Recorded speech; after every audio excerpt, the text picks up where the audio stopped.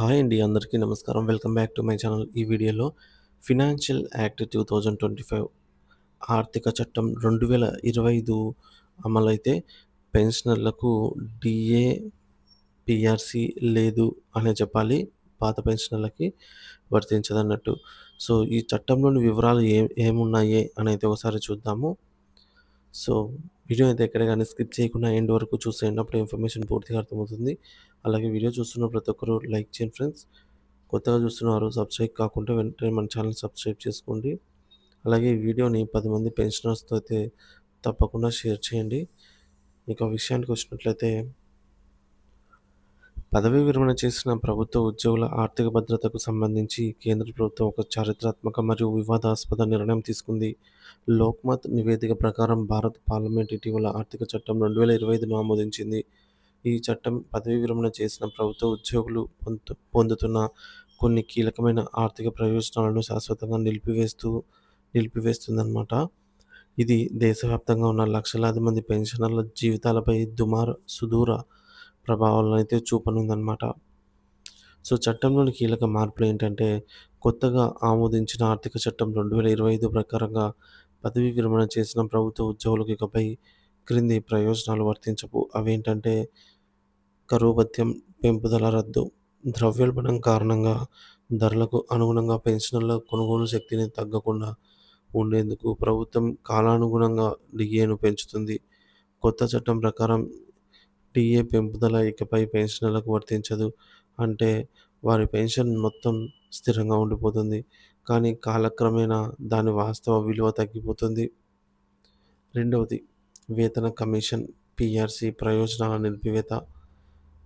ప్రభుత్వ ఉద్యోగుల జీతాలు మరియు పెన్షన్లు ప్రతి 10 ఏళ్లకు ఒకసారి సమీక్షించి సవరించడానికి ప్రభుత్వం వేతన కమిషన్‌ను ఏర్పాటు చేస్తుంది. రాబోయే 8వ వేతన సంఘం సిఫార్సులతో సహా భవిష్యత్తులో ఏర్పడే ఏ వేతన కమిషన్ ప్రయోజనాలు కూడా పెన్షనర్లకు అందవు. దీనివల్ల దేశ ఆర్థిక వ్యవస్థతో పాటు పెరగాల్సిన వారి పెన్షన్లు ఒకే స్థాయిలో నిలిచిపోయే ప్రమాదం అయితే ఉంది. ఇకపోతే ప్రభుత్వ వాదన మరియు ఆర్థిక నేపథ్యం.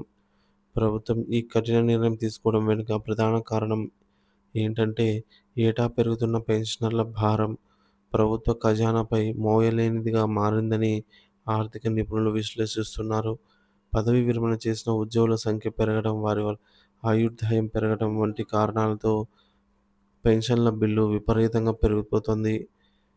ఈ యొక్క ఆర్థిక భారాన్ని తగ్గించుకొని ప్రభుత్వ వ్యయాన్ని నియంత్రించే లక్ష్యంతో ఈ చట్టాన్ని తీసుకొచ్చినట్టు తెలుస్తోంది. ఈ చట్టం ద్వారా పదవీ విరమణ చేసిన ఉద్యోగుల ఆర్థిక ప్రయోజనాల బాధ్యత ఇకపై ప్రభుత్వ పరిధిలో ఉండదని స్పష్టం చేసినట్లయింది. సో, పెన్షనర్లపై తీవ్ర ప్రభావం. ఈ నిర్ణయం పెన్షనర్ల జీవితాలపై ప్రతికూల ప్రభావం చూపనుంది. ఎలా అంటే, ఆర్థిక సంక్షోభం. డీఏ పెంపుదల లేకపోవడంతో నిత్యావసర వస్తువుల ధరలు పెరిగినప్పటికీ వారి ఆదాయం పెరగదు. ఇది వారి జీవన ప్రమాణాలను దెబ్బతీస్తుంది. తదుపరి, వైద్య ఖర్చులు. వృద్ధాప్యంలో వైద్య ఖర్చులు అధికంగా ఉంటాయి.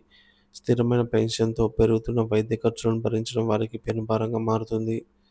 ఆత్మగౌరవానికి దెబ్బ.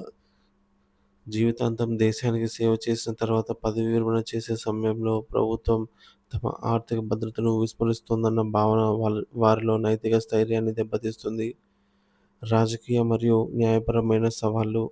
ఈ చట్టం అమల్లోకి వస్తే దేశవ్యాప్తంగా పెన్షనర్ల సంఘాల నుంచి తీవ్ర నిరసనలు, ఆందోళనలు వ్యక్తమయ్యే అవకాశం ఉంది. ప్రతిపక్షాలు కూడా దీనిని ఒక ప్రజా వ్యతిరేక చర్యగా అభివర్ణించి ప్రభుత్వాన్ని ఇరుకున పెట్టవచ్చు. అంతేకాక, పెన్షన్ అనేది ఉద్యోగి హక్కు అని దానిని ఏకపక్షంగా మార్చడం రాజ్యాంగ విరుద్ధమని కొందరు న్యాయ నిపుణులు వాదిస్తున్నారు. ఈ చట్టాన్ని న్యాయస్థానాల్లో సవాలు చేసే అవకాశాలు కూడా లేకపోలేదు. రాష్ట్ర ప్రభుత్వాలపై ప్రభావం. సో, దీని యొక్క ప్రభావం రాష్ట్ర ప్రభుత్వాలపైన ఏ విధంగా ఉండనుందంటే, ప్రస్తుతానికి ఈ చట్టం కేంద్ర ప్రభుత్వ ఉద్యోగులకు మాత్రమే వర్తిస్తుంది. అయితే కేంద్ర ప్రభుత్వం తీసుకున్న ఈ విధానపరమైన నిర్ణయాలను సాధారణంగా రాష్ట్ర ప్రభుత్వాలు కూడా అనుసరిస్తాయి.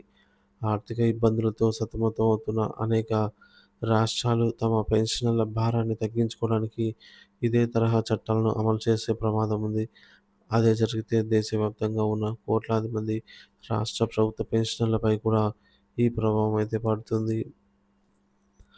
ఆర్థిక చట్టం 2025 ప్రభుత్వ ఉద్యోగులు మరియు ప్రభుత్వానికి మధ్య ఉన్న సామాజిక ఒప్పందాన్ని పునర్ పునర్నిర్మించే ఒక కీలకమైన అడుగు.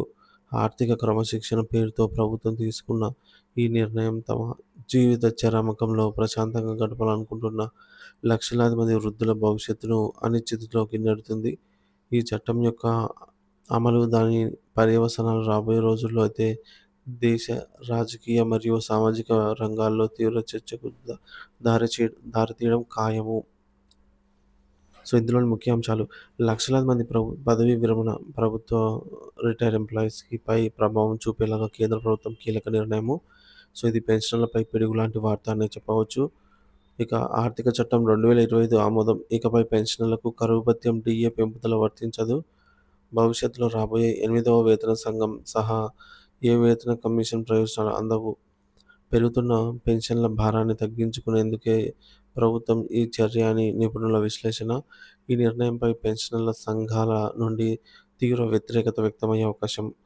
పెన్షనర్లకు భారీ షాక్. ఆర్థిక చట్టం 2025తో డీఏ వేతన సవరణ ప్రయోజనాలకు ఈ విధంగా స్వస్తి చెప్పే ప్రమాదం లేకపోలేదు. సో, దీనిపై పెన్షనర్స్ అంతా కూడా కంగారు పడుతున్నారనమాట.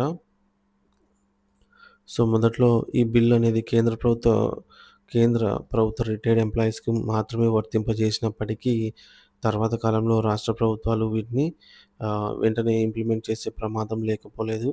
కాబట్టి దీన్ని ఇప్పట్లోనే అంటే ఉద్యమాలు కూడా జరుగుతున్నాయి ఫ్రెండ్స్. ఎందుకంటే దీన్ని మొదట్లోనే తీవ్రంగా ప్రతిఘటించాల్సిన అవసరం ఎంతైనా ఉంది. కాబట్టి ఉద్యోగ సంఘాలు, పెన్షన్ సంఘాలు ఒక తాటిపైకొచ్చి ఉద్యమ ప్రచారాన్ని అయితే చేస్తూ ఉన్నాయన్నమాట. సో, దీనిపై మీ అభిప్రాయాన్ని కామెంట్ ద్వారా తెలియజేయండి. Thank you for watching this video.